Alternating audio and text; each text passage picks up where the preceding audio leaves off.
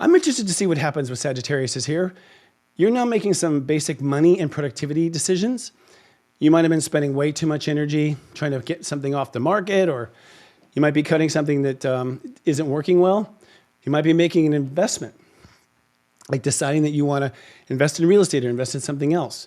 So money, productivity, this is where your decisions are. But remember, it's a policy, okay? I think for Sagittarius, a lot of the policy is giving too much away.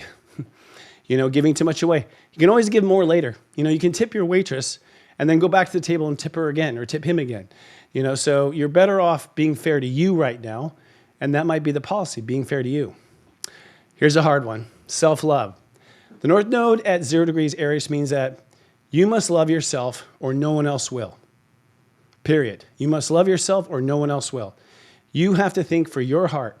When I have clients in personal consultations, when they have an issue in this area that you're dealing with, I always say one for me and one for them. So if you're giving to your kid, you have to have something. If you're giving to your wife, you have to have something.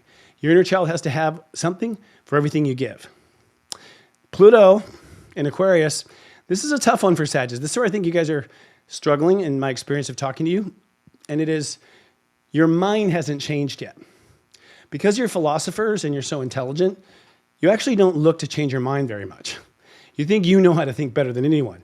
You're not cruel, you don't project that on people, but you think you are smarter than the average bear. And as a result, you don't question your own thinking. So you have to be loving in all of your thoughts to yourself, or it's gonna really just skew the whole map. And then lastly, Mars. Mars is hitting a very delicate spot for you at 29 Cancer. You might be very uncomfortable about a change. You might have fear of death come up. That would be legitimate. You might be having fear of having to do something you've been regretting, but it's not about what you're regretting. It's about the feelings of the fear. So focus on those.